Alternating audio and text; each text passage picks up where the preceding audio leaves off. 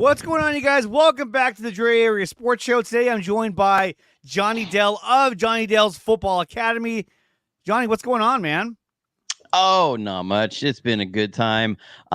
We got back, my wife and I did, from a vacation at the Great Wolf Lodge Oh, because nice. my silly self, we scheduled our vacation 3 months out, and I didn't look, but it was the same weekend of the NFL draft. And so my poor Well, wife, what are you going to while do? we were there, any downtimes we had, I was turning on NFL Network and trying to catch up on anything with the draft that I missed. But there was some head scratchers that night, including the 49ers. But it was an Yeah. interesting draft. This was I, one of the more interesting drafts I think we've had in a while.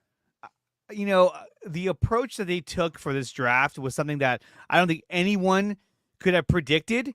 And looking back on it, I get why they did it, but it just seemed like, man, they're really sticking to their strategy of this draft. Because I mean, most of the time, you feel like people are going to draft players that to fill the needs of their of their team, but on top of that there's also their projection as well, like where these guys project out, like, okay, I'm going to draft this guy because he's going to project into a much better offensive lineman or defensive lineman. But really it felt like the Niners were focusing on guys that had a lot of college experience and were ready to contribute now. And I think that, that's an interesting way of looking at it because they want to win now. So they're like, instead of drafting guys that we want to hopefully project to be our starters, a few years down the line, they were like, how can we get guys that can help us right now? It's almost like, how do we use the draft as another form of free agency? Like bringing these Mhm. guys in, like Renardo Green. I think this guy has the potential to be a starter at either the corner or the slot. And so I think that's why they drafted him. Malik Mustafa is another one. And then there's talk about that the Niners have been linked to conversations with Jamal Adams, which I don't really see that being like a huge viable option because he doesn't have much speed. He hits hard. He's more of a linebacker at this point, so I think they would kind of use him Yeah. as a linebacker. But it does add more depth to the team. So I mean, I wouldn't be completely opposed to it, but Jonny, based on the way that the first round went for the entire draft, but mainly the 49ers, how did you think they did? And were you surprised or were you excited for the draft pick of Ricky Pearsall? I think you the nail on the head with that. They Sorry. stuck to their strategy, Uh, and they're in this place of you need to get over the hump. You need to get that title, but how do you use the draft in a way that helps you do that while also not completely screwing yourself down the road, and right, being just right. overreaching and everything.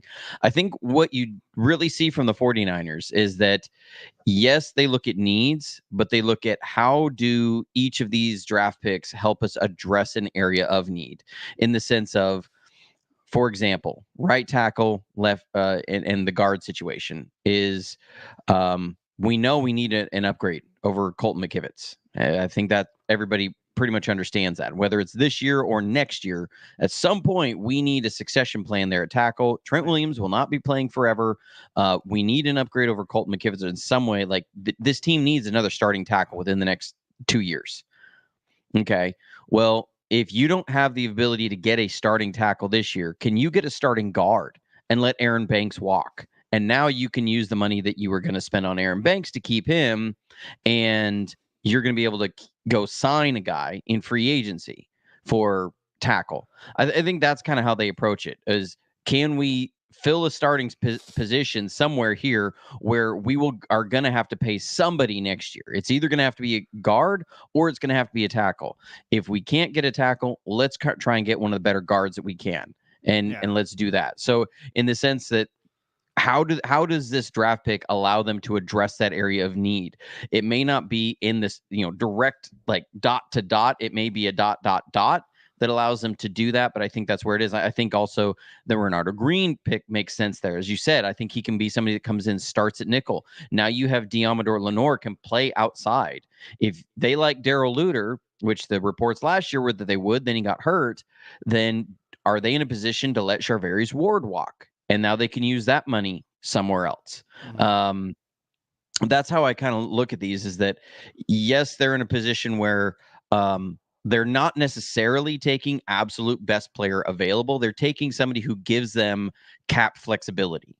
Is that it's in an area where it allows them to solidify certain spots so that they can either let somebody walk or um, or just now have a rookie on that rookie contract. So that's where it was. I think where you see that with Ricky Pearsall is an interesting pick because I was looking through the draft leading up to it, and there was two guys that I thought, if the 49ers are going to pick a tackle, these were the two guys, and they both seemed like they were pretty much out of reach. I Which know. guys were those? Yeah. So for me, it was Troy Fautuna or Uh-huh. Fau Fautanu. Uh, Yeah. that name always his name always messes me up It's a because tough people one. say always say Fautanu and it's Fautana Tanu.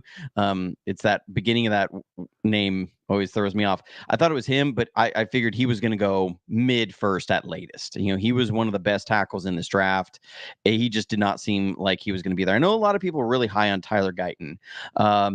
Because he again was projecting as more upper tier tackle, but having watched him at the Senior Bowl, there were some things as far as ability to move with staying in bend that I didn't see because he's a Mhm. tall guy. He's 6'7", and that was That's very apparent. huge. Him and I believe it was Patrick Paul. When they walked out, they stood next to each other out there on the Senior Bowl, and they were just. I mean, it was like watching Eric Armstead and DeForest Buckner years ago Right. standing Just next to Stephen giants. Thomas. Like they were clearly a lot taller than everybody else, and both those guys are 6'7" plus. They're actually, I think, the Senior Bowl they both measured 6'7" and a half around there. And Guyton was somebody that, again, I didn't see that movement up to the second level with being able to stay low, which is a big part of the 49ers offense is those tackles being able to get to the second level and then not getting blown up by somebody getting underneath their pads, a linebacker hitting them in their chest Mhm. once they get there. If it came down to just blocking like a defensive end, he was doing all right. But it was that movement and ability to stay low. There's my lovely wifey. That I didn't see, and I just kept thinking, I don't think he's a good fit for what the 49ers want at a tackle. And when you look at like Trent Williams, for example, he's 6'3", and he moves like crazy and he stays low while he's moving. Yeah. Same thing with Colton McKivitz. Same thing was with Mike McGlinchey. Now, Mike McGlinchey lost some of his bend after his multiple leg injuries. And so they let him walk. But that's what they like from their tackle. So Guyton was a guy I didn't see, but Amarius Mims was somebody that I thought, that he kind of made sense in the way he was able to move. There were some other question marks there. There's some durability question marks there, but I was Well, really surprised. He went like the low 20s. he did, and so I thought that they had a chance to get Amarius Mims, but I mean, when you look at that, Tyler Guyton went to the Cowboys. I feel like even if Mims was still available, he probably would have went to Dallas. They probably, would have taken him, and that would have left Guyton for the Niners. And I think that when you look at their pick, right? I think when they evaluated the offensive linemen that were available, I don't think they valued the ones that were there high enough to say that's going to be our first round pick. And and I think when it comes to Pearsall, you're looking at a guy who basically they know that this guy can fit in their system, and it's a need that they wanted to fill.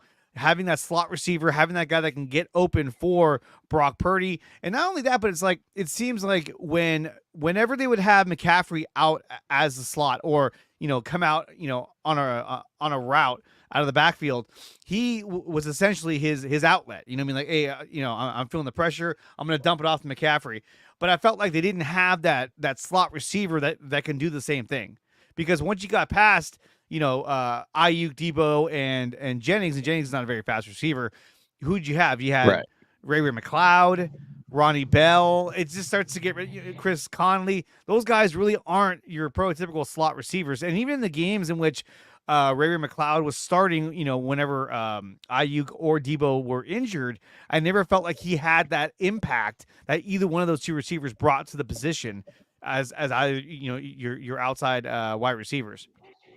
So What I love about, yeah, sorry, go ahead. I was gonna say, so with that being said, let's kind of deep dive and talk about the draft pick that is Ricky Pearsall. So here he is, guys. He was taken in the first round with the 31st pick in the draft, Ricky Pearsall.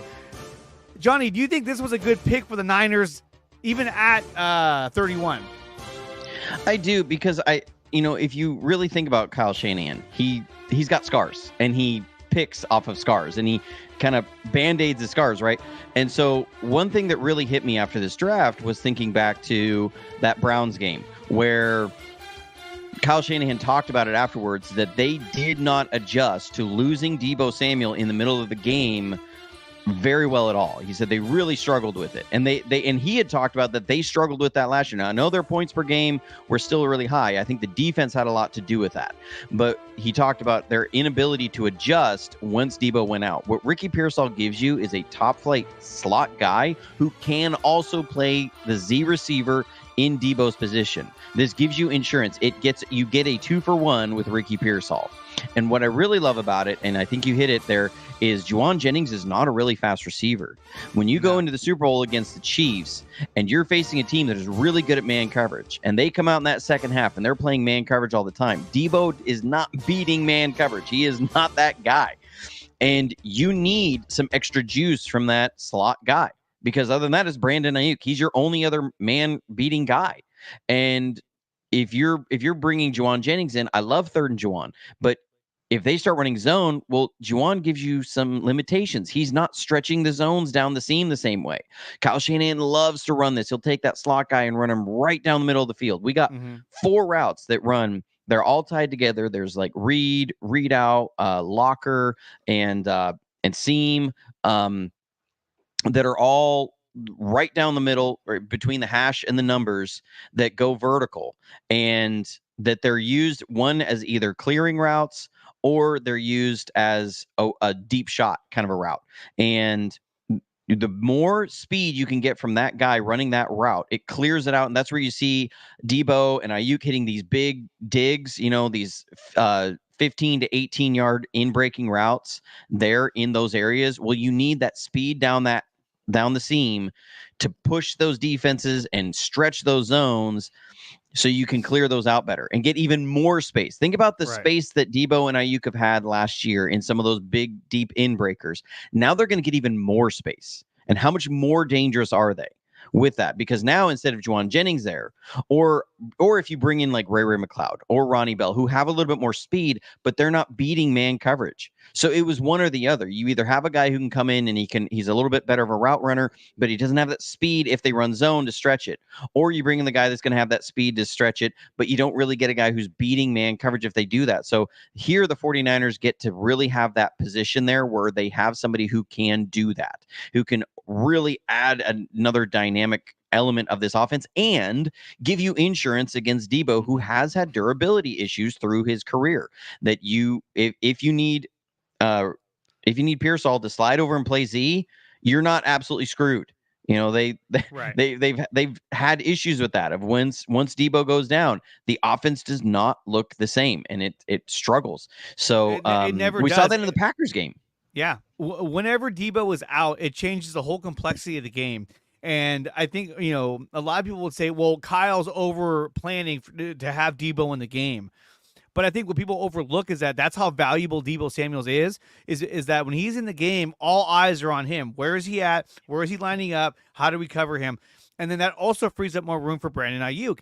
When you have Deebo and Ayuk out there, it makes a huge difference. Now, if you have a guy like Pearsall, now you have to worry about that third receiver that can slip underneath and get you that first down, get you that, that 7-yard reception to keep the sticks moving. And so this was a pick that, when they announced it, I was like, who the hell's Pearsall? What? And the more and more that I look at what he brings to the table, the more and more I feel like this was for me at least, I think this is a really good pick for the Niners. I think it gives Brock more options, and it makes our offense more dynamic as well, because now you have a guy who's your pure slot receiver, which honestly, I felt like last year I wanted to see Christian McCaffrey line up in the slot more often with either J.P. Mason or Elijah Mitchell in the backfield. So then you got to think, okay, who do I guard? Where do I go? Because I thought as a receiver, McCaffrey's really, really good, really shifty as a receiver. But now with Pearsall, that kind of cleans up that position. And when you look at the free agent signings that they've done, right? A big indication that this was something that they were kind of focusing on was that they signed Trent Taylor. And I thought, well, that's kind of weird. They signed Trent Taylor. I mean, they brought him back. That's cool. He was good when we had him. He's had a lot of injuries. It wasn't the sexiest pick, but I thought about it and I was like, you know what? I feel like they signed him because again, they need a pure slot receiver. Uh, because you can't have when you have Debo, Ayuk, and Jennings out there. I mean, other than Ayuk a bit, you don't have a lot of speed. Debo has speed when he gets out in the open field and he gets going. But off the line of scrimmage, you don't have a lot of speed. You have a lot of like strength and power. So I think that's what they wanted to get. And so that's why when they brought in Trent Taylor, they thought, well, maybe this guy can be that guy. And then they ended up drafting Pierce Hall. I do think that there may be a chance that if Xavier Worthy was available, they may have gotten him because he has that kind of Tyreek Evans speed.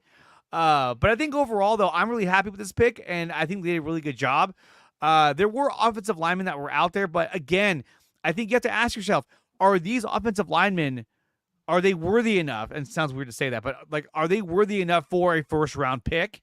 Or are they guys that like, hey, you know what? I would rather take those guys in the second or third round if they were available. I want to get the guy that's going to fit our system, right off the gate. So I think, yeah, I'm happy with this pick, and I think it's going to make things easier for Brock Purdy. I do too, and I think the big thing too is value above replacement. Is I think who they were going to have available at that point was not going to be a big time upgrade over Colton McKivitz. I think it was going to be you're looking at marginal upgrade at best if they work out, and so you're looking at I get a little bit of an upgrade on McKivitz.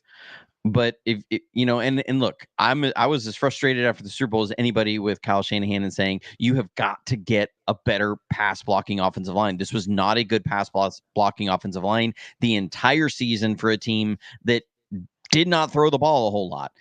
So yeah. I'm sitting there, wishing we would address this more as much as anybody. But I'm also sitting there going, okay, this was also an offensive line that Brock Purdy was still able to set a franchise record for passing yards with in 16 games. That we were able to get to the Super Bowl, and you're looking at maybe a marginal upgrade there, or somebody who insulates you against injury with Debo, who is so valuable, who now, like you said, we wanted to see Christian McCaffrey out there more because you're going, okay, you're seeing this man coverage. Christian McCaffrey's a real big matchup problem there if you move him out into the slot. But then the problem was, who are you going to put in the backfield and trust for pass protection against Steve Spagnuolo with all those crazy blitzes? Yeah. I mean, McCaffrey had to stay back there. He had to, because you have to have somebody who's smart and able to identify the different problems that are presented with that you need your running back on these check and releases, and to be able to pick up certain rushes so that you can run certain blocking schemes. You can't just go 5 wide every single time. Steve Spagnuolo is gonna get you on those. He's going to manufacture free rushers, and you're going to have problems. I mean, it's just, and he did it all throughout the Super Bowl. So, you now are sitting there going, how do I get Christian McCaffrey where I can keep him in the backfield more? And it's not going to make us go, oh crap, the only guy we have to beat their DBs, because their DBs are so good at playing man, is Brandon Ayuk. So they're going to sit there and hold the safety inside leverage at 10 yards outside Ayuk. And they're going to sit there and they're going to make that real hard on him. Now I know there was a couple plays there that Ayuk was open, but it wasn't even the issue there where some of the biggest plays were issues of, well, we aren't able to pick up some of these crazy blitzes, and we're trying to send Christian McCaffrey out in the pattern. If we can keep him in there, maybe we can hit Jennings for a touchdown there and win the Super Bowl.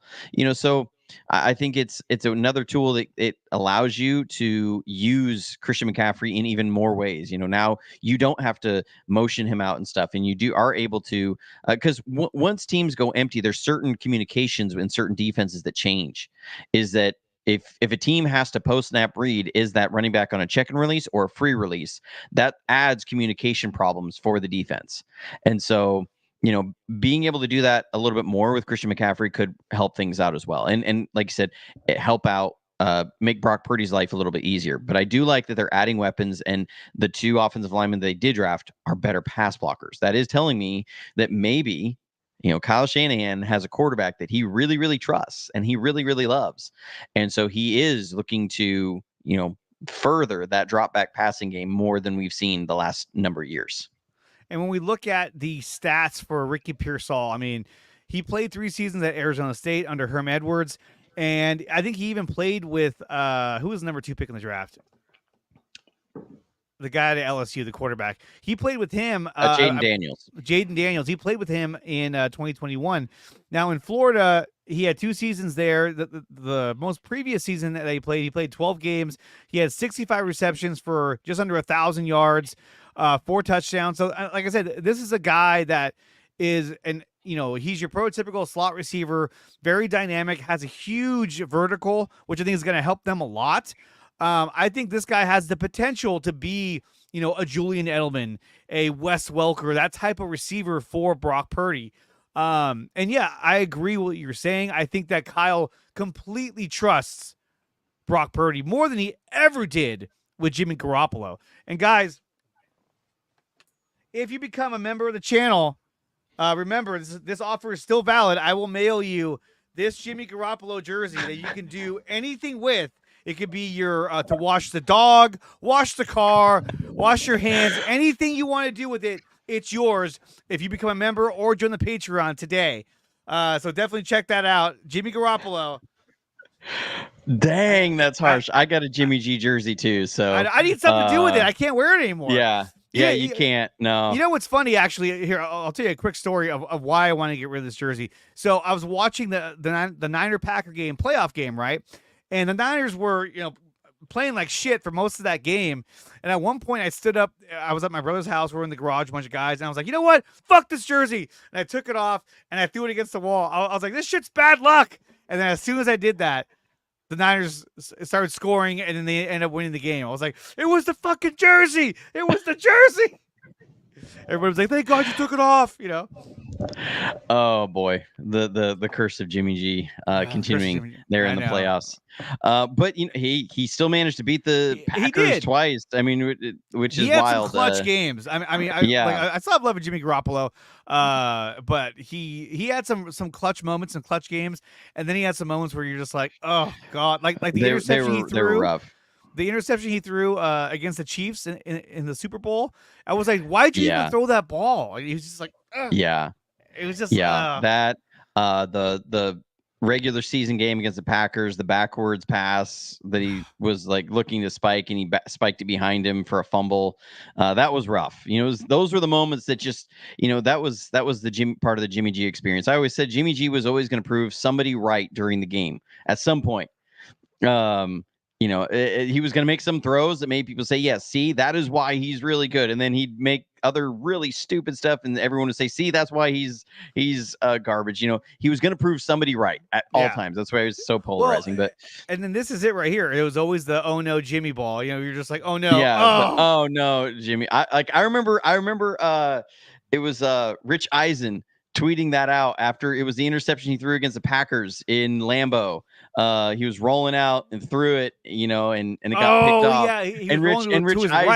Yeah, and Rich Eisen tweeted out, he said, "Oh no, Jimmy," and because it was that stuff. You'd sit there, and he was always on the cusp of like, just play some clean games here, and you're gonna make believers out of everybody. And then he would do stuff like that, and it would just be so frustrating. But yes, Kyle Shanahan has a quarterback that he trusts, and it is interesting to see where it goes from there.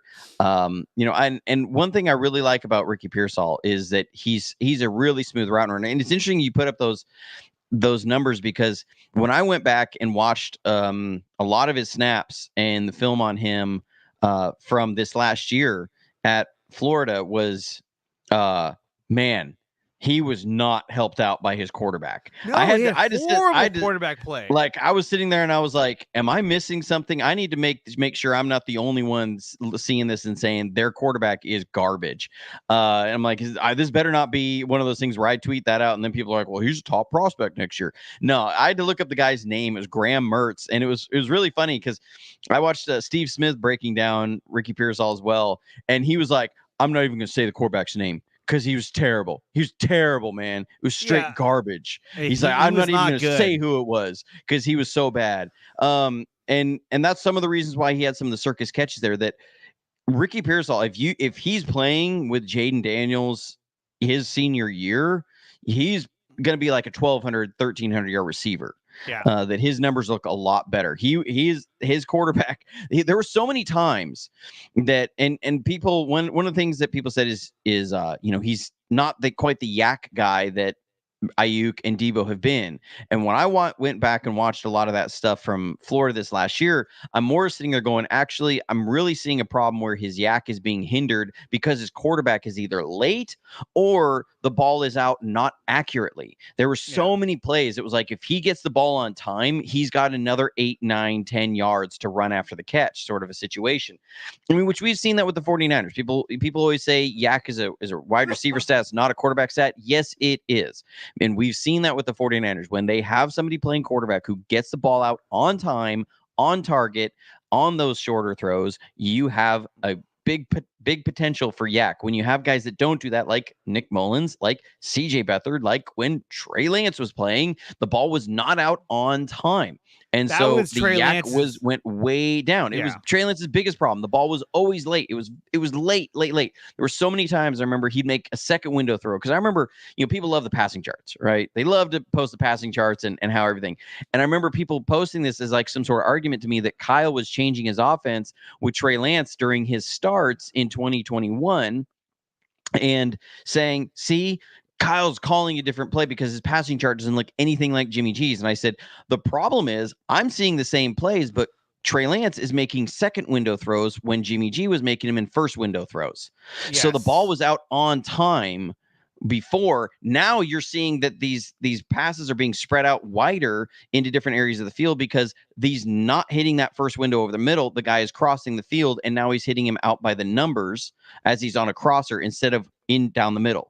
And he's not getting the yak when he's out there by the numbers because he's running into a corner. He's running into a safety. They don't have it open as much. So that's what I saw with Ricky Pearsall is that his yak was really hindered by Graham Mertz. Like it was bad. Like that it was was some bad. bad quarterback play. I mean, there were so many plays and there was a lot that you're seeing there going, he's open and it's the first and it's the second read in the progression, but Yeah. Mertz is still hung up on the first read and you're going, nah, he's better than his numbers show. And I get what you were saying about Trey Lance as well because I remember watching that season where he was a starter. I think he lasted a game and a half. But even watching those games, I kept telling my brother, I was like, dude, I go, where are the slants? Where are the passes down the middle, hitting Debo, hitting Ayuk? You didn't see those because I don't think he was confident enough to let that ball go and hit his spots, on those slants, across the middle that Jimmy was able to do.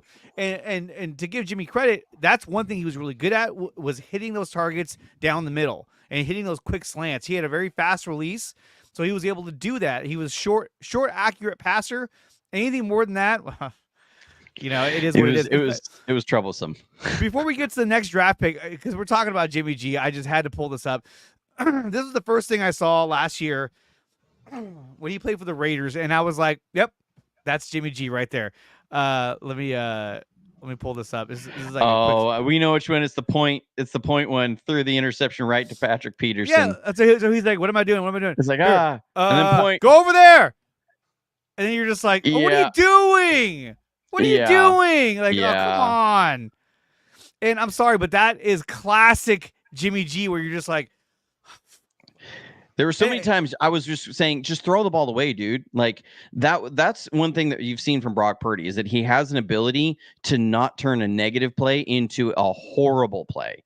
That was oh my God, that is terrible. Yeah, it was. That was the thing that was so frustrating with Jimmy is that it was like, and again, it comes back to this trust thing. And Steve Young talked about that the whole time Jimmy was here, that he just felt like there was a trust disconnect there between Jimmy and Kyle. And that it was like that he was constantly feeling like, Kyle wasn't willing to call certain stuff because it was like, if this doesn't work out, if I'm going for the shot play and it's not there, he's not going to make it worse. You know, Yeah. he's not going to panic and force the ball in there no matter what. Brock Purdy, what we've seen from him is that he's been exceptional at not making a bad situation worse. Sometimes he saves a bad situation. Sometimes he's just willing to eat the sack. Sometimes he's willing to throw the ball away. You know, that's a lot. There's a lot more to that than I think, you know, sometimes we even want to admit that Brock is willing to live to play another down. Jimmy, Yeah. there were so many times. I remember it was like 2022. I felt like, oh, maybe Jimmy's coming around. It was one of the games because he threw the ball away. I was like, oh, you threw the ball away. He's Like, thank progressing. you. There we go. When you're happy to watch a throwaway, that's something, because it was like always, well, I'm just going to lay this out here. I'm going to try and give somebody to give him a chance.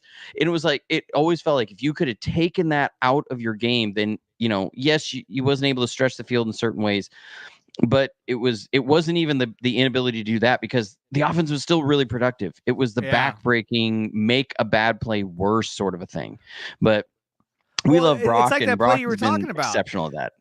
That play you were talking about in the playoffs against the Packers. He rolls to his right, and then he forces the throw to Kittle, and he gets intercepted. And what's funny is that Troy Aikman called him out immediately. He was like, "This is the problem with Jimmy Garoppolo, is that he tends to do this. He tends to force the ball when he doesn't have to make a throw." And when the commentators are criticizing you on national television, that means that the respect that you have for them, or the respect that they have for you, is not very high. Because he's seeing a Yeah. mistake, and he's like, "Dude, come on, you do this all the time. You're an NFL Well, quarterback. You should know better." yeah, and that was the thing too. Like Troy Aikman, you know, he always defended Jimmy in a lot of ways, because he understood how hard some of the things that Jimmy did were, and that he did do some things very, very well. It was the frustrating thing. And again, yeah, I'm so heated. Well, it's just the frustration of years. And look, I was a Jimmy defender for a long time, because it was like I didn't see a clear pathway forward. And when we drafted Trey Lance, I remember I was not excited. I was thinking he's a project quarterback at best. Like, this is going to be a struggle. I understood why schematically Kyle wanted him, and I never bought into what everybody else said of, you know, it's that big arm and he's going to stretch the field vertically. I said, actually, he's bringing in a guy that's going to be able to add an element to the run game, because Kyle loves the run game. Nobody loves a 70-yard touchdown run as much as Kyle Shanahan, other than maybe Mike Shanahan, Right. which you see that with the Isaac Garendo pick. That's that. He is a one-cut home run hitter, and nobody loves that 70-yard touchdown run like Kyle Shanahan does. He loves the run game, and having a quarterback who's going to be able to bring that in. Big thanks for Lisa. She's a great friend of the channel. And so, you know, that's where I was. I didn't see a clear pathway forward. Once Brock Purdy came in and I was watching him, you know, I wasn't like, okay, Brock Purdy's amazing immediately. It was game after game after game being so impressive with how he played and processed at quarterback, Yeah. that, you know, I remember after his rookie year, I was telling everybody, I'm like, Brock Purdy is legit, because I'm seeing him do things that you do not see rookie quarterbacks do. You don't see high drafted rookie quarterbacks do. I watched Trevor Lawrence's tape, and I'm going, as far as understanding and processing the game, he is miles ahead of where Trevor Lawrence is. And that's what I saw after his rookie year, and people kept going, "Oh, he's going to get figured out." I'm like, no, Well, because he's he's Mr. running Kyle Irrelevant. Shanahan. You know, he was the last pick in the draft. They'll figure him out. But no, he has the intangibles that a lot of quarterbacks don't have.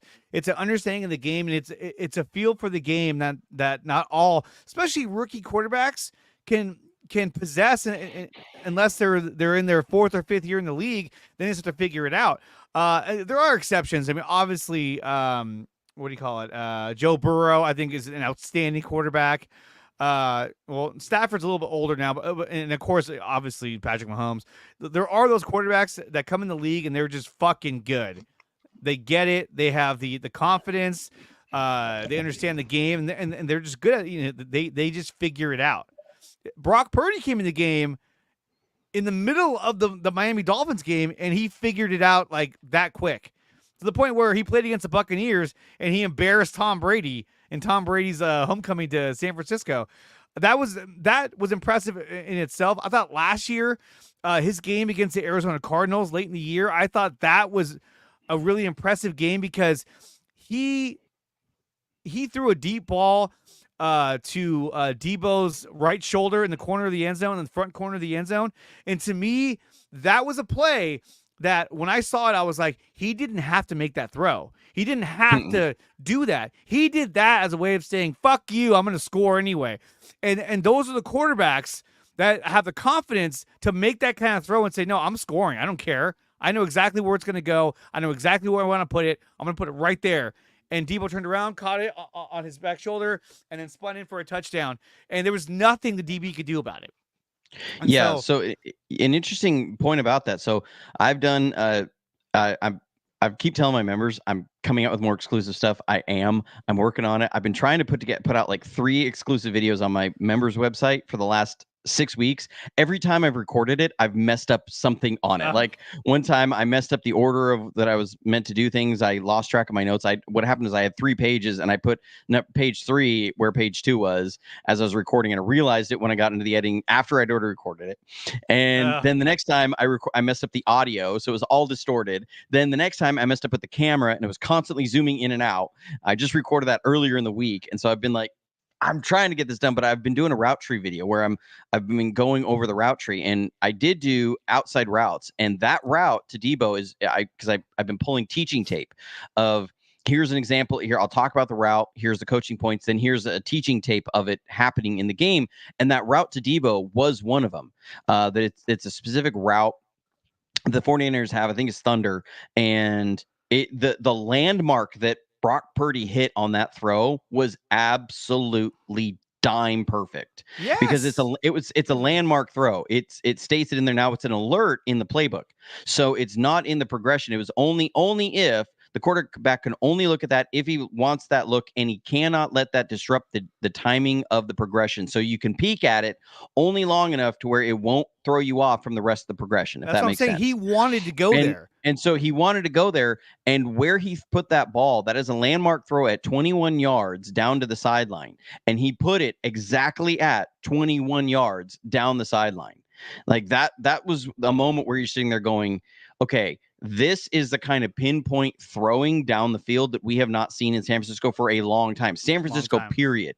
To be able to hit landmarks like that, and you start seeing, this is why Kyle Shanahan loves him so much, because he can put a landmark there on that play sheet, and he knows his quarterback is going to hit that landmark. We have landmarks for, like, there's posts on the inside where they're going to hit it 45 yards down the field and down and on the hash mark, and Brock Purdy will put it 45 yards down the field on the hash mark. Yeah, that is what separates him, and what again allows this trust to be there. I have a fade route that's there that we have a landmark at 21 yards, and he's going to hit that at 21 yards because we're on the 20-yard line, and that ball went 1 yard inside the end zone. I mean, that's what's wild. The windows that he's being able to put the ball in with accuracy is what makes him such a good quarterback. And people look at that and they'll say, yeah, it was a great throw. Yeah, it was a great throw. They don't understand the detail of how good of a throw that really is. That isn't even just Debo adjusting it. He's putting that ball exactly where Debo needs to be. And that's what's so impressive about Brock Purdy, is the way he processes it, and then the accuracy and precision within this offense. Yeah. We got another super chat from Lisa saying, yes, it took me until after the game versus the Cowboys in the playoffs before I was on the Brock train. Now I'm not leaving. And I don't have any super chat videos on this brand for some reason. I don't know why, but I have this one, and I'll play it. This is making fun of Dan Campbell, but oh well. Ask the child if he or she is choking. Are you choking? Are you choking? You're a fucking idiot. That was Dan Campbell choking. Anyway, we played that after the Lions game. I was just like, this was the ownership looking at Dan Campbell. Are you choking? What's wrong with you? Why are you going for it on 4th down every time?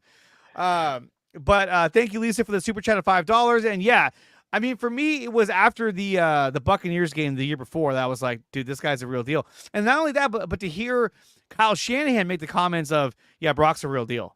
I mean, he said that very early on, and everybody was like, I don't know about that. And then, now we see where we're at. See, some of the fans liked it. All right on. Okay, so let's go to now the next draft pick because we can talk about Brock Purdy for another 2 hours. Oh, yeah. But let's go to our next draft pick, which is Renardo Green. And here we go. So Renardo Green was the second-round pick, pick number 64. Johnny, what do you think about Renardo Green? So I think Renardo Green, again, when you look at what is the lessons that the 49ers took from Brock Purdy as a pick? Adam Peters was quoted on NFL Network of saying what the biggest thing they learned through the Brock Purdy situation was that he played the position the best. And I think when you start looking at Renardo Green, why did they pick him? Because he was somebody who played the position the best. He didn't have necessarily the measurables in 40 time, in length, arm length and stuff that you normally see from a 49ers cornerback. And there are some other guys that maybe had higher potential, but just like with Brock Purdy, Renardo Green had the performance on the field to justify their pick. He played the position the best. If people want to really be sold on Renardo Green, go look at the game where they played against LSU, and he completely shut down Malik Neighbors the entire game, and that will show you his ability to shadow in man coverage, his stickiness there, and the smoothness in his hips and the quickness in his feet. Those are the traits that really make you excited about Renardo Green. Yeah, no, definitely. I think Renardo Green, it was a really good pick. He hits hard, he plays hard. And if you look at, so they signed, what's his name? Isaac Yadam. And Yadam had, I want to say he led, it might have been the NFC, but he was one of the leaders in overall pass deflections at 14. But when you look at Renardo Green's stats, he actually, let me pull it up right now. He actually had the same amount of pass deflections as Yadam. He had 14. And so, again, to me, that shows me that he has great ball awareness, that he's physical, that he's good at, at staying on the route. So right here. Where is it at? He had 13. Sorry, it's one less. But he had 13 pass deflections in his final year at Florida State. Again, another player that has 5 years of experience at the college football level, which, again, allows them to plug in these players as soon as they draft them into the starting lineup because they have that experience. I think they learned that from Brock Purdy. They said, hey, look, this is a guy who played all 4 years of college at Iowa State. He came in and he seemed more than prepared to take on the starting quarterback position. So what if we apply that to a lot of other players? And I think this works. But to me, like I said, I forgot the exact stat about Isaac Yadam. I think he was top in the NFC in pass deflections at 14. But you look over at Renardo Green playing for Florida State in the ACC, he had 13 pass deflections. His best year out of all the years they played there. Yeah, and the biggest knock on him was he didn't have the interceptions, and I think that more spoke to his length and what we're talking about there as far as that's why he wasn't considered one of the top picks in the draft. I think it was his 40 time and his length that, made this he's at the end of the second round kind of situation. And that's where I don't see him as much of being an outside corner. He's 6 foot, but I think his length was something like bottom 30th percentile. It was really not in the realm that you would normally see from the 49ers on an outside corner. And but I think that ability to play the slot is going to be really big for him. And if they are able to move Diamador to Lenore outside, I think that's really where I think that's where Demo is best on there. It's just, I really think that's where it's going to be. So I was just looking it up. His span, so his wingspan, Renardo Green he's in the 22nd percentile. So his wingspan is really small compared to almost everybody else. That's something that really did hamper his. Again, if that's higher, he's got more picks. He's probably a first round talent because the smoothness in the hips, the quickness in the feet, the ability to play man is there. Outside, not having that great length, that means that receivers are able to get in there and they are able to play defense against him more often. That he's not going to be able to get through the receiver on some of those routes for interceptions there as much. But now you put him inside, you put him in the slot where he's not going to be facing these longer receivers. Now it's a little bit different. And I really like where he's at. I think he needs to thicken up a little bit to play slot for the 49ers. They want physicality from their slot players. So he's got to figure that out. I'm sort of wondering if there's going to be a rotation there between Renardo Green and Mustafa. If and when Hafunga is able to come back, in a sense that they use Mustafa like they did Hafunga his rookie year, where we run a lot of big nickel. We'd bring Hafunga in, and there was a lot of big nickel being played. So, that's an interesting thing to look for me, because I do think he's a little bit undersized to play slot like the 49ers want him to. There's a lot of run fits that he'd have to have there. No, definitely. And I think he fits in with their defensive scheme right now. And this guy could be your starting slot corner, moving Demo out to the outside. But he did a really good job as a slot corner last year, but I felt like they were forced to put him there because they knew they couldn't put Ambry Thomas in that slot receiver position or a slot corner position. And I think this also puts a lot of pressure on someone like Ambry Thomas. Like, hey, dude, you had a golden opportunity, and unfortunately, it started out great, but it ended up not that great. Because I want to say Logan Ryan played a lot of snaps in the Super Bowl that they didn't really go to Ambry Thomas. And you also had Isaiah Oliver. They brought in to be that slot guy, and that was who they were using at the beginning of the year. And he was getting burned. Oh, bad in man coverage. He was decent in zone where he could sit and he wasn't having to run with guys. He wasn't having to cover two-way goes. The moment that he had to do that, it was over. And what Renardo Green brings is he can do that. He can bring what we did not have from Isaiah Oliver in the slot last year. But they loved what they had from Mooney Ward and Demo outside when they could leave both those guys outside. So exactly. Yeah, I really liked it. And I've been watching some of his tape. He's somebody that he's better than I think people had necessarily realized. Now let's go to our next pick, which is Dominic Pooney. So let's talk about Dominic Pooney. What did you think about Dominic Pooney, Johnny? I did channel before the draft heading into it, and in first three of those, I selected Dominic Pooney. He was somebody that I wanted the 49ers to pick. Yeah, so I had them picking him actually at the beginning of I think I ended up in two of the mock drafts, made a trade to the beginning, early fourth round, and I picked him. Another one I sat pat where it was, and I picked him. I think it was at the third round. The fourth mock draft I did, I purposely didn't select him just to do something different because he was still there and I wanted to pick him. But I was like, I can't do this. I've done this on 4 other mock drafts. So somebody I saw at the Senior Bowl, and the one thing that I made notes of over and over and over again with Pooney was was a great anchor in pass protection, which is something that we haven't had. Our guys there on the interior of the offensive line have struggled anchoring against pass rush.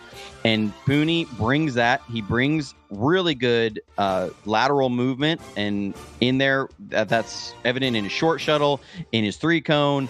They're near the top of the draft in there in the 97th percentile. So some people are saying he's a tackle, so this is the tackle. I really don't think so, especially when you look at the Senior Bowl.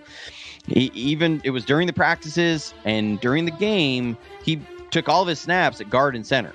So he's somebody who's projecting as a guard. He didn't give up sacks in college, but there was some pressures he gave up that if he had been playing against some better edge rushers, there were some issues there as far as some bend and able to pick up some bend around the edge that would have highlighted some weaknesses there at tackle. I think you move him to guard, and he's going to be a phenomenal guard. I absolutely love this pick. This was the one I was so excited when they picked him, because it was my one that I was sitting there going, it made the most sense. Like going into that pick, I'm going, I really hope they pick Pooney. I really hope they pick Pooney. And then they picked him. So I was really happy. Thank you for saying that. The background music for the intro of each pick pumps me up. He could go all the whoop. Yeah, whoop. All those tricky Bengals. You always say about everybody. But no, I think this is a good pick. But I mean, do you see him possibly starting this year, or is he going to be more of a rotational piece for the guard and center positions? Or if he does become a starting guard, does that mean that a guy like, I don't even know if he can Feliciano move to, the right tackle position?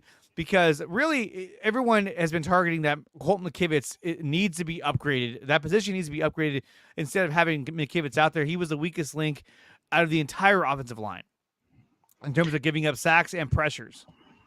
Yeah, I will also say this though. Who was Colton McKivitz going against, and who was Spencer Burford going against, and Feliciano and Brendel going against all year, as far as pass rushers? Yes, in the Super Bowl they were going against Chris Jones, but they didn't even block Chris Jones. No. So I'm not even going to say you struggled going against a great pass rusher. You didn't even block him. That was a problem. And that was that cost us the game. Because Yeah. if And he's so- blocked, he probably sees Ayuk wide open. He's like, oh, touchdown. Who knows? Yeah, and there was the play to Jennings that he's wide open. There was another one we ran was the flea flicker rolling out with Debo was open in the end zone, but Chris Jones is unblocked and he's coming to cream Brock Purdy. There's multiple plays in that game. It's like if you just get a hand on Chris Jones, we win the Super Bowl. That's really frustrating. And when you look at the Super Bowl, what were the biggest problems? It was pressure up the middle. It just was. Absolutely. And so I look at, yes, Colton McKivitz gave up a lot of pressures and he gave a lot of sacks. I'm not pleased and satisfied with Colton McKivitz there. But I also want to say a lot of those came in week 1 against TJ Watt. He gave up 3 sacks. He gave up a ton of pressures against TJ Watt. He also was facing, a really good Browns defensive line. He was facing Jadeveon Clowney. He was facing trying to remember all the different names we've gone through. The kid from the Bengals, he was going up against McKivitz there. He faced a gauntlet of edge rushers this season. Guys that Micah Parsons was going after him. Hassan Reddick, yeah, that was another one that was there. He was facing a lot of really good edge rushers all season long. So am I pleased with it? No, but where was the position that cost us in the most important game of the year? It was the interior offensive line. Yeah. So when I look at Dominic Pooney, I say, and what was the big turning point for the offensive line in that Super Bowl was when Feliciano went down. And I think we were sitting there looking at it going, if either Jake Brendel or Feliciano or Banks went down in that game, we were screwed. And so now if you can get 4 players that cover 3 spots, 4 starting caliber guys in that area, you are better insulated. If Brendel goes down and Dominic Pooney's playing right guard, you can slide him over to center and you plug in Feliciano. If Aaron Banks goes down, you can move Pooney over to left guard and you can bring Feliciano at right guard. If everybody's healthy, I think Dominic Pooney's your best right guard. So that's where, and I think if you get a little bit better guard play next to McKivitz looks better. I think that's part of it too. And if you can start running the ball off the right side a little bit more, your offense can become a little bit more balanced. I mean, it was really imbalanced last year. It was something like 7 yards per carry to Trent Williams' side, and it was like 2.1 yards per carry to Colton McKivitz's side, to the right side. And that wasn't just Colton McKivitz. That's some center play, that's some guard play. You need a little bit more juice there. And one thing that I saw, again, I've gone back and watched a lot of the clips there, is Pooney moves guys. He's a people mover. There good.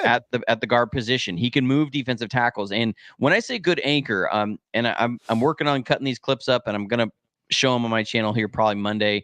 I'm bringing on John Chapman and Wayne Breezy, and we're gonna talk about them. But there's a couple plays there where he's facing off against Tavondre Sweat, who's one of the biggest defensive tackles that came out in this draft. He may be the biggest defensive tackle. Dude is like 365 pounds. I remember seeing him walk out the Senior Bowl. I'm like, that dude is different. He big.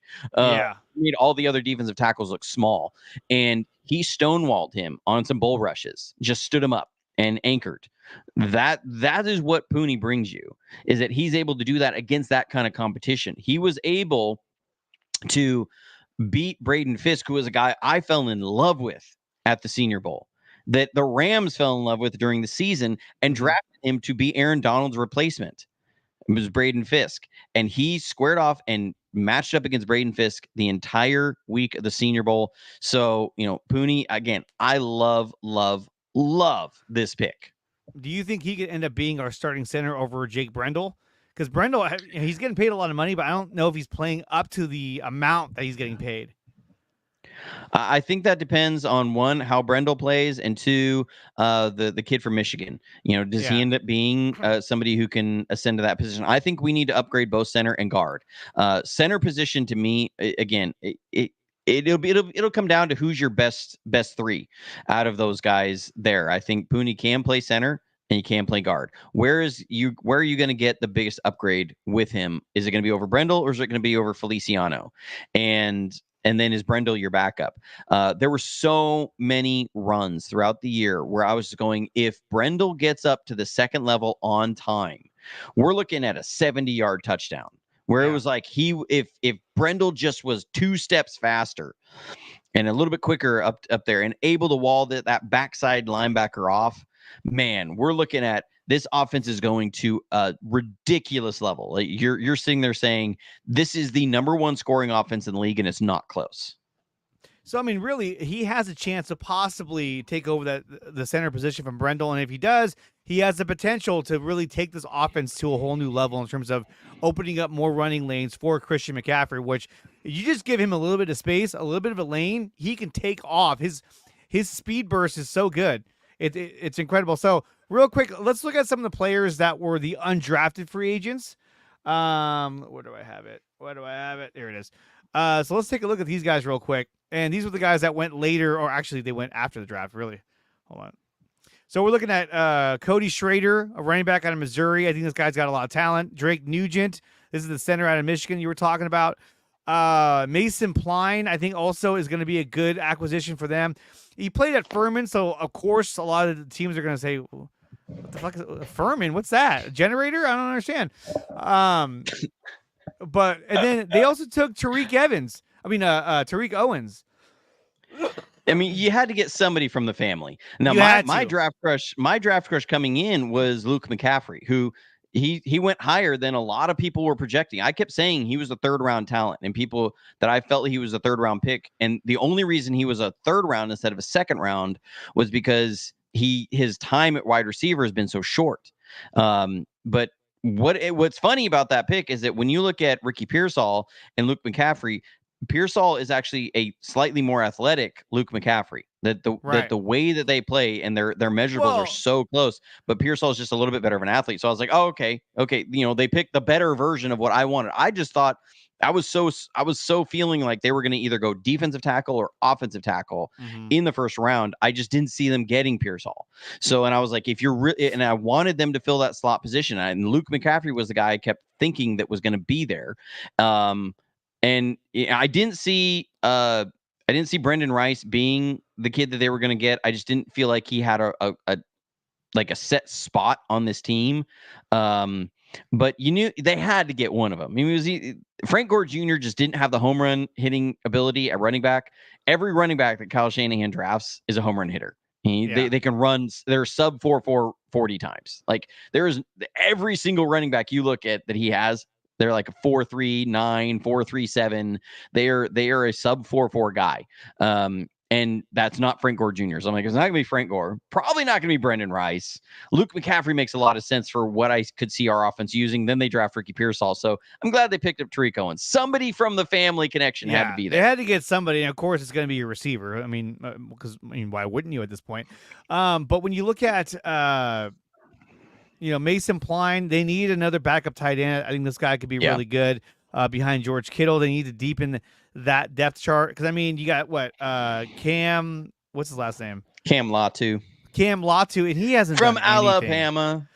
I will say he was somebody that I was pounding the table for last year. Was Cam Latu, and we picked him in the 3rd round. I'm not going to look real good if he doesn't, put things together this year. I want to say maybe he will. I mean, he was an absolute head case. Like his training camp, he was an absolute head case. He was in his own head. Man, it was tough. And Braden Willis, I think, has potential there from the athletic standpoint. Really needs to improve as a blocker. I mean, he came in the Super Bowl, and that really cost us. You got that immediate holding penalty that pushed us back when we're trying to drive down to win the game. So they need to push those guys. And so Pline can be that blocker that's there. Somebody that I had my eye on was Eric All from Iowa because he was a do-it-all tight end. So that's why, it was like, it just made sense. Eric All, he's a do-it-all tight end. Do-it-all tight end. There you go. And then he ended up not going to the 49ers.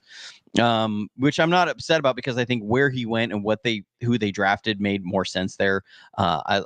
like the Mustafa pick. I like the Jacob Cowing pick. I think, Jacob Cowing brings them somebody who that Kyle Shanahan has been trying to bring onto this team for years.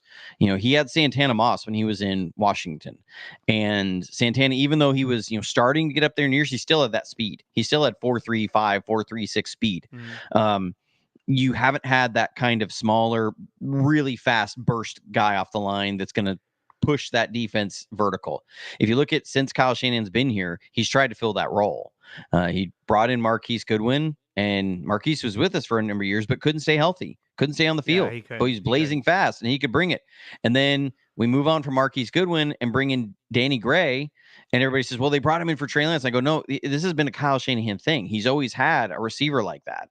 He had Taylor Gabriel in Atlanta, who, again, was that smaller, could really fly down the field guy. And Danny Gray can't even get on the field, so I don't know what's going on with that guy. And so Jacob Cowing to me says Danny Gray's out the door. Because Jacob Cowing is now the next attempt to fill that Santana Moss role that Shanahan had all the way back to Washington. So all these undrafted guys, I like them. I really like this draft. I really do. Again, we'll see in about 2 years how it really was. What I'm going to be doing with John and Wayne is we're going to look back at the 2017, 18, and 19 drafts and grade them. We're going to look back at, and we're going to look at what the draft grades were from the national media coming out of those drafts, because just to make the point of, you really do need to get well away from the draft to really get a good understanding of if it was a good draft or not. I mean, It was funny going back to that 2017 draft because everybody was giving the 49ers an A- or an A+, almost everybody. And the reasons why wasn't because of George Kittle. Like, a lot of people were like, yeah, I really like this Kittle kid. I think that's going to be a good value pick. He's got a lot of upside. But people were in love, absolutely in love with Solomon Thomas and Reuben Foster as first round picks. Yeah. That's what gave, that's why, like, this is, everybody nailed it. Yeah. Right. So, I mean, we can sit here and say, this is an amazing draft, and turn around in 3 years and be like, that's where everything went wrong.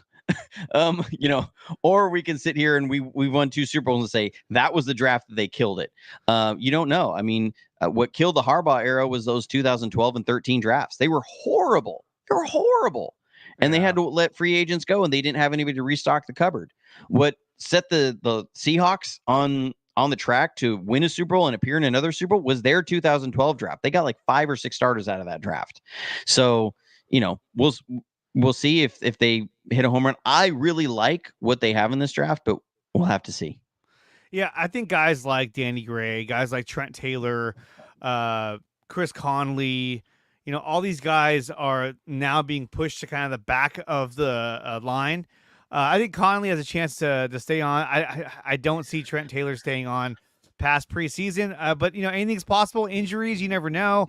But I think that was someone they brought in with the idea of like, hey, that's sort of something we need.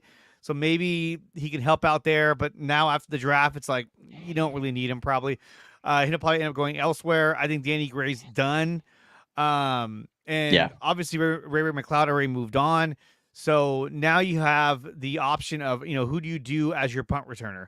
Now we know Trent Taylor used to do punt returns, but then you're using a roster spot for that. When you can use that roster spot on, to have Ronnie Bell or even, somebody else do the special teams returns. Although Bell made me kind of nervous back there, so I don't know if they're going to really do that again. And it's funny because whenever we feel nervous about any player on the Niners, you can fucking guarantee that Kyle Shanahan is feeling nervous about that as well. His anxiety goes to the roof, and he's like, get him out. Just get him out of the game. I don't care. So it's pretty crazy. But guys, before we wrap things up, a word from our sponsor, PowerBrandSystems. If you're looking to jumpstart your small business, take a look at PowerBrandSystems. They're one platform that brings together all of your social media interactions and also brings in your reviews from Facebook or Google and makes it easier to contact and communicate with your clientele. Check out PowerBrandSystems. Use a referral code in the description below, along with the promo code 300POWER to save up to $300 on your first purchase of PowerBrandSystems. Jumpstart your small business today. Now, the Jacob Cowing draft pick. Once I saw that then I mean, look, he went in the 4th round, and I think Luke McCaffrey went in the 3rd round. But at that point, when they drafted him, I was like, okay, so I don't know if McCaffrey. I think if McCaffrey was available in the 4th round, they might have taken him with that pick. But I think that Cowan gives you something different than what McCaffrey would have given you. And like you were saying, getting pure Saul, if you were to draft McCaffrey, then you're drafting 2 guys that are similar. That wouldn't have made much sense. So I think that getting Jacob Cowing is going to help them a lot. Now, we can talk all we want about, how these players are going to produce in the lineup, but obviously it depends on how many plays they get in, how many plays, that they help out in. And we may never even see Jacob Cowing that much in his first season, but you never know. But I like the option that he does give Kyle Shanahan. And I think really when you look at this draft as a whole, I think they were looking for experience and to give their roster more flexibility and to give them more options offensively as well. Absolutely. Yeah. And go ahead. So I also went back and watched a number of clips of Jacob Cowing in one-on-ones at the Senior Bowl, receiver on DB drills. And one thing that's very, very clear is that if you give that kid a little bit of space, he is a shifty, quick, hard guy to cover.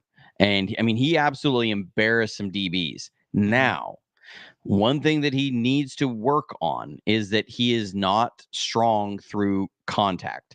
Well, so he's a small guy. Yeah, he's a small guy. And so, if DBs got their hands on him, he struggled making some catches and he struggled working open on that. But if he was given any sort of a free release, oh my goodness, the burst and quickness was there. And they were doing some red zone routes, and he was running some quick in outs where he was open by 6 yards. I mean, it wasn't close. It wasn't like, oh, he slightly juked this guy out. No, his shiftiness was really tough to get there. Now, if that DB was able to get into his hip and then he had to work through some contact, it was over. It was just done. He wasn't making the catch. It wasn't happening. But again, if he was able to get a free release, my goodness. Yeah. So that's there. But again, like you said, he's a later round pick. He's not like, this is a first round guy, but the potential is there. Definitely. And he actually, his skill set reminds me of the guy in Dallas. I forgot his name, but he's a small, fast receiver. He scored a touchdown against us during the regular season. I forgot his name exactly, but he's also a very small but super fast receiver.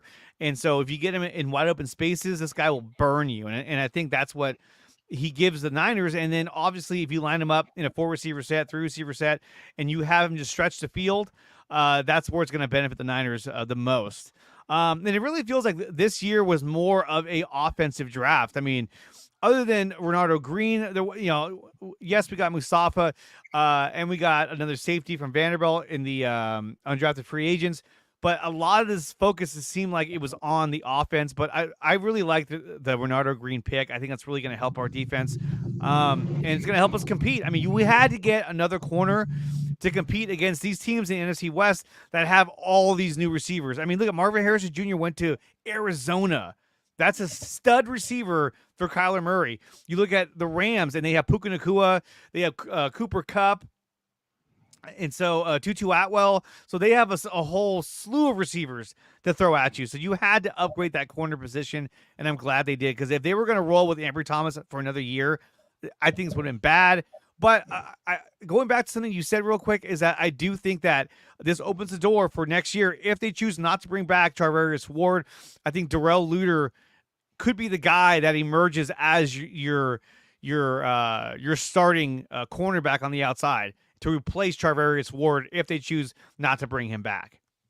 Yeah, I mean, he's gonna be an expensive guy to bring back, and at some point here, you've got to save some bucks. What is going to be interesting to me is that safety battle. I mean, you've got basically 3 guys that you brought in that have around the same draft slot as upper end safeties in where safeties are usually drafted. And what's interesting to me is because Mustafa is a very different pick than Jair Brown and Hufanga, is that one thing about those 2 guys is they were kind of ball hawks. They got their hands on balls and they were looking to get after that. But one of the problems that we faced so much there in the playoffs down the stretch of the season was these teams were running crack toss on us. And I talked about it on my channel. Like, when those are happening, people are like, can you believe the effort of Chase Young? And I was like, I don't care about that. Our safeties are supposed to fill on those. When you have a crack toss, the safety has to fill. And Logan Ryan got juked out and gave up like a 60-yard run. Tayshaun Gibson got juked out of his feet on one of those and gave up a touchdown. Yes, I know Chase Young didn't give the best effort and the other guys didn't give the best effort down the field, but Gibson was supposed to make that tackle and he didn't. What has been one of the problems with Hufanga during his time is that people say sometimes he takes bad angles in tackling. Yeah. That was what led to his torn ACL, was he kind of got juked out in the flat. And what has been one of the problems with Jair Brown is that he kind of sometimes takes poor angles. Mustafa takes great angles and it was probably the best tackling safety out of this draft. The 49ers saw what they were getting burned by down the stretch last year of all those crack tosses, and they said, not again. We're getting a beast of a guy who can close. His closing speed from the secondary to tackling in the box is insane. He hits such, I mean, his burst. I know his 40 time was not great. He had a tight hammy. He was dealing with a hamstring injury. The dude hit 23 miles an hour from the GPS tracker. That is insane. And he's a thick kid who will bring a lot of thump, and he's a great tackler. They said that crack toss is not beating us this year. So that's going to be an interesting decision there, I think, around December and January. What's that rotation look like? You got an all-pro and Hufanga sitting there. If he's coming back and he's feeling like he's 95%, 90%, does he get on the field, and where do you put him? That'll be a really interesting thing. But I think the 49ers, they went in a very different direction in safety than they had been going. You know, they had guys who were able to get the ball, get some picks, but when it came to coming down and supporting on those crack tosses and tackling in space, they weren't good at that. And they said that was a problem last year. We're going to address it. And that was Mustafa. Well, and I think also, too, when you look at Hufanga, he had a better year the year before last. You know, he really emerged out. He was getting pressure on the quarterback. He was making big-time tackles. But last year, I think, you know, offenses were a little more attuned to his style, and they were able to kind of exploit some of the things that he does. And then he got hurt, and I was like, oh, great. But we'll see how Mustafa does. We'll see how the whole draft does. And I think the biggest thing that we're going to keep our eye, for me at least, I'm going to keep my eye on moving into next season is how does the defense perform now that Steve Wilkes is not there anymore? And I really feel like he was the wrong fit for this defense. And I'm not making him out to be a scapegoat. I'm just saying it just wasn't the right fit. And we talked about that last time you were on the show. So I want to see how Sorensen does the defense. And then if we see a huge increase in terms of like getting pressure on the quarterback and shutting down the run game, then we'll know that, okay, there was a problem with the concepts that Steve Wilkes was trying to implement. And so that'll be interesting to see how that turns out.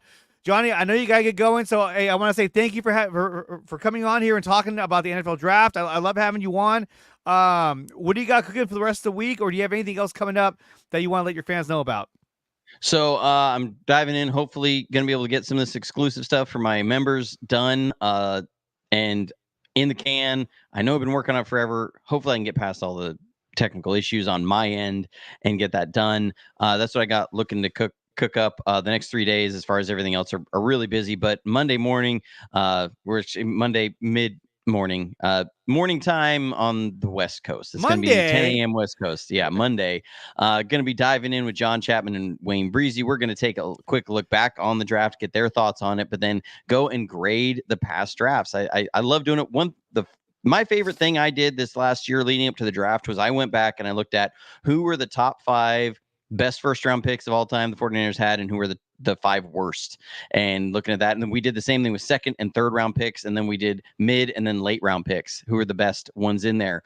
And it took you down memory lane, you know, and you really start looking at where some of these people were drafted. Honestly, the hardest round for me to figure out who was the best pick there, other than number 1 was the third round, and then late rounds. Like third round was pretty obvious of who was going to be the number 1 there, being Joe Montana.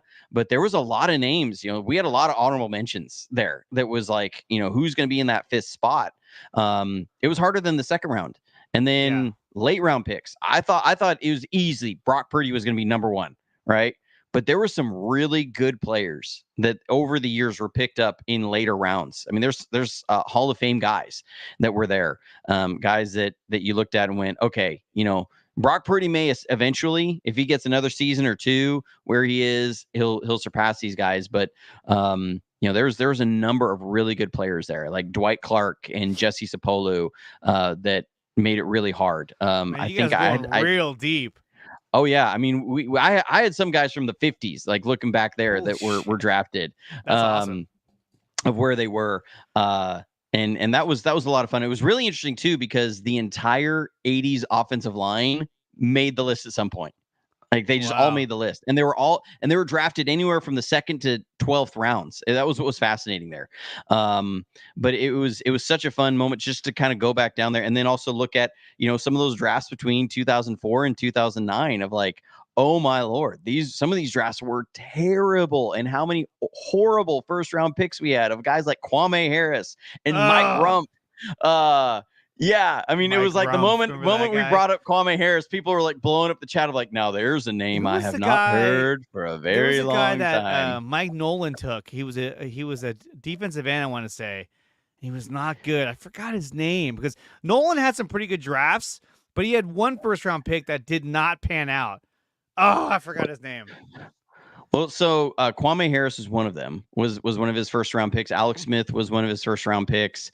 He had Kentuan Balmer was one of Kentuan Balmer. Yeah. I believe he was there under Singletary. Was Kentuan Balmer, and he was a terrible pick. You had like Rashawn Woods, who was a terrible pick. That was the worst. 17th overall. And because people remember AJ Jenkins because it's more recent memory, but Rashawn Woods was an even worse pick because he was worse. Picked AJ Jenkins was 15 bad spots than AJ Jenkins, and he was picked to be Terrell Owens' replacement, to the point they even gave him Terrell Owens' number.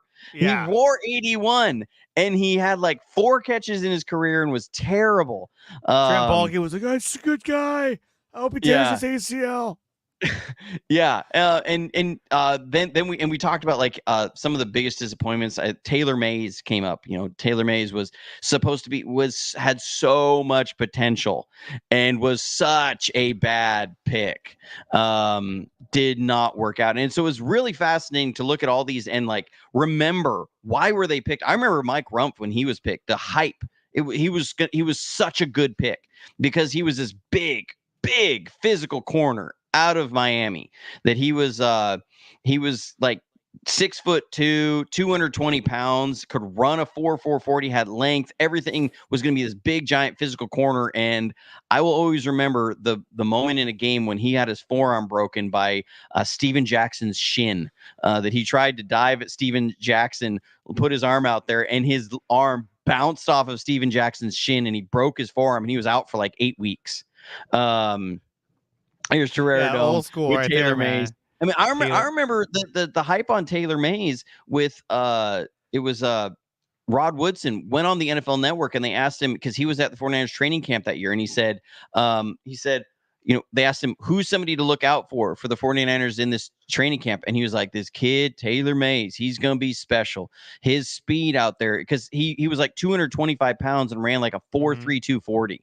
It was insane, his closing speed, and he's long, but just was an absolute garbage player. And then there was guys that were okay and didn't quite work out, which was like Manny Lawson. He was supposed to be oh my god, Julian Manny Peterson. Lawson. Yes, I remember that. He was supposed to replace Julian Peterson, who went off to the Seahawks. They let him go that year for cap reasons.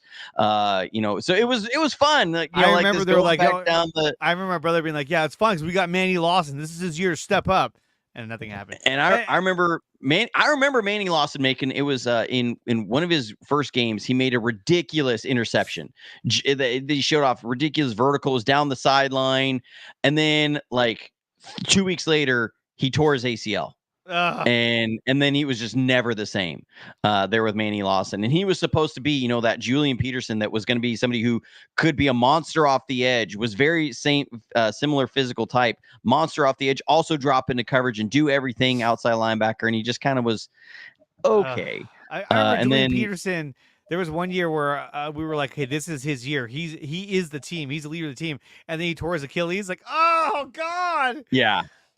Those are the dark years.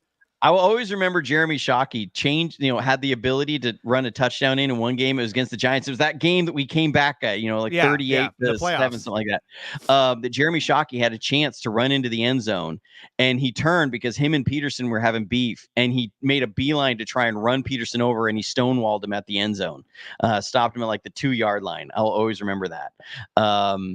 But yeah, that was one of the funnest things I did in my channel this last year. And people, they can go back and watch some of those shows and see where we rank certain guys. There was some intense debates there about some of the guys, who was going to be on the honorable mentions, who was on the top 5, and where they go on the top 5.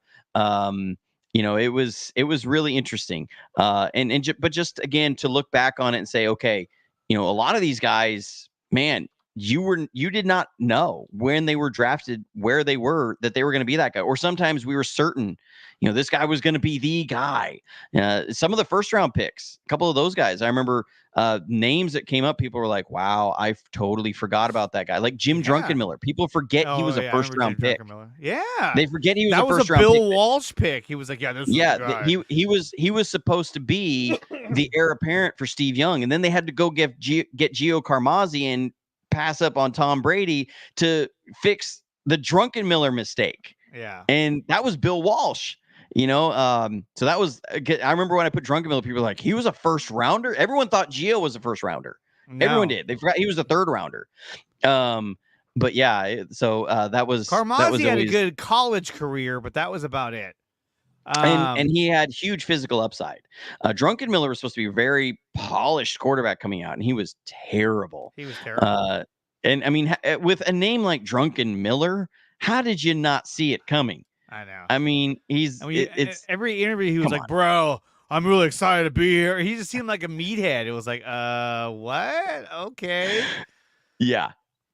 There's a lot of players that throughout the years. I mean, even guys like was it Cody Pickett? People were like, this guy should start, and he sucked too.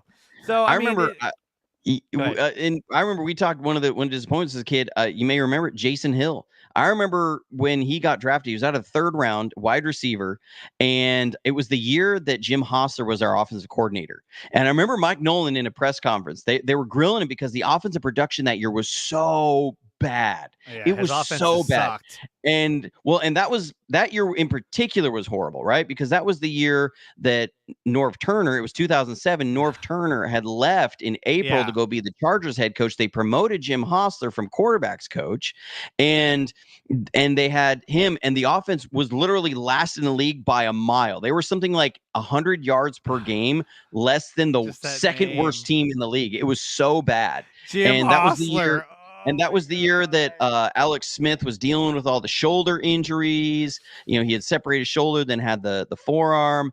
And Jason Hill was somebody they drafted to be a deep threat. And I remember Mike Nolan, it was a press conference, they're going, is there something you can do to bring more juice to this offense, more explosive to this offense? And he was like, I mean, what am I supposed to do? We're sitting here in October. Is there something else on the team? Is there somebody here on the team that's going to bring more offense that I don't know about? And I think it was Matt Mayoka was like, what about Jason Hill? And he was like, what about Jason Hill? He hasn't been able to get himself on the field. He's got to prove himself and all this other stuff because, and I remember fans at the time were like, why is Jason Hill not on the field? He's probably the best receiver on this team. Cause we had guys like Arnaz Battle as our receivers, right? Like that's who our receivers were. Arnaz Battle was our number 1 receiver that year. That was like rough. That's who was our, and so Jason Hill was supposed to be the best guy on the team. Never did anything. He never lasted. Ty Streets, remember that guy? Ty Streets. I was about to say that. I was about to say Ty Streets. Streets. And so like it's really interesting to always look at these things years later and say, oh my God, Kwame Harris was such a bad pick. He was so horrible. And he was a first round pick, a high first round pick as a right tackle. And that is a cautionary tale for everyone who's sitting here and saying, why didn't we pick a tackle? And you go, Kwame Harris. Remember Kwame Harris was a guy that was so bad. And then he complained about like, oh, I'm being bullied in the locker room. Remember there was that whole scandal that he was saying that the locker room and the coaches were bullying him and he felt like he needed to get out of here. It was just such a fucking mess. I was like, dude, this guy is terrible. The good thing about like Solomon Thomas was that you never heard him complain. He didn't live up to expectations, but at least he never complained. So it was like, okay, cool. And then he had like his sister who died, but yeah, Solomon Thomas became a good rotational piece, but he was never the number 2. Right. That was the year they should have just drafted Christian McCaffrey that year. They should have. And again, I think that's where you see this draft kind of circling back around, that this draft they've learned from these things. What was the thing on Solomon Thomas? He was a freak athlete. He had insane production in a couple games his senior year. I remember like he played North Carolina and he had like 5 sacks. And he was the number 1 graded run defender coming out of college. He was the number 6 graded pass rusher. And the 49ers were coming off a season when under Chip Kelly, they had the last ranked run defense by a mile. It wasn't even close. They went, I think it was 15 of the 16 games in 2016. They gave up a 100-yard rusher. I mean, it was god awful as far as how bad they were against the run. That was the problem is that they the defense was constantly on the field because they're doing that fast-paced offense, but the offense sucked. So they would go 3 and out and give it right back to the defense. And it was just like, oh my God, dude, really? Yeah. And you know, kind of Blaine Gabbert was the quarterback. Yeah. Like, yeah. And then Kaepernick and again, the lessons you have from there is that, you know, people say they needed to address tackle. They needed to address tackle. Well, guess what? They picked a guy who had less experience, Solomon Thomas, number 3 overall. And what did they not do? They didn't go and get that kid at quarterback who ended up going 9 spots later to the Chiefs, kid named Patrick Mahomes II. You know, that's what they did. Why? Because they picked for need and a guy who looked like he had a lot of potential, but not a lot of experience. Yeah, but still, I mean, when it comes to Patrick Mahomes, like, nobody projected him to be this fucking good. Everyone thought he'd be like a good serviceable quarterback, has a lot of skills, but how he turned out, I mean, no one could have projected that. Well, that right, but it was a situation where they said they didn't even do any work on him, right? Because they said, well, we're already going to be set at that position next year anyways. That's what we're going to do. Who was their quarterback that year?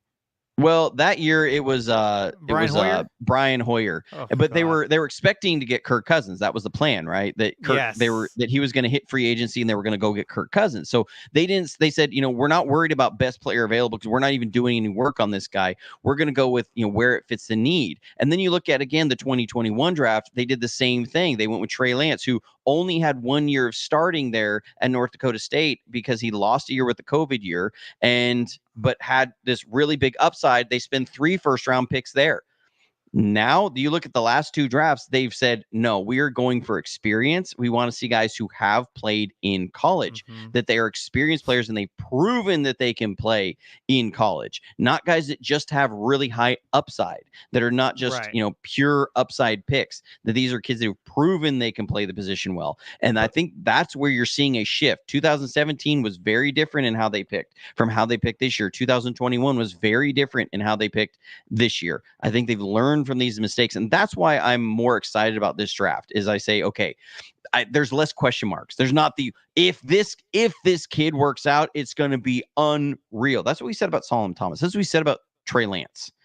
Didn't work out. No. So that's why I'm really excited about these picks. When you couple this draft with the this season's free agency signings, when you combine them together, it's still it tells a story. They're looking for guys who are experienced, who are durable, who fit their scheme, who fit their style of play, and they are role players that know their roles. Not guys who are coming in here like, no, I'm gonna be the fucking starter. Fuck this guy. You know what I mean? Give me the ball. You know, these are guys that are role players that know exactly where they fit in to either their offense or defense, and they're gonna contribute and make the offense and defenses better and deeper. And that's why I think that was a really smart thing to do with this draft. But Jonny, thank you so much for coming on, man. I appreciate it. We'll have to do it again. And check out Jonny's content. You follow him over on YouTube at Johnny Dale's Football Academy, which is you do some awesome breakdowns, dude. I love watching those. And with the season coming up, I can't wait to talk to you even more about each and every game, the regular seasons. It's going to be a lot of fun this coming year. But Jonny, thank you so much for coming on here. Obviously, this was fire, man. Thanks. Absolutely. Thank you so much for having me on, man. I really appreciate it. Yeah, dude, all the time. Anytime you want to come on, dude, let me know. And guys, if you haven't done so yet, make sure that you subscribe to the channel. Subscribe to both of our channels for that matter. And smash the like buttons. If you're watching on X, make sure you follow my account because I'll be live throughout the week giving you more content on Niners, Giants, and Warriors who are not in the playoffs anymore. That's kind of sad. So definitely check that out. And guys, thank you for watching, and we'll see you guys next time. Peace.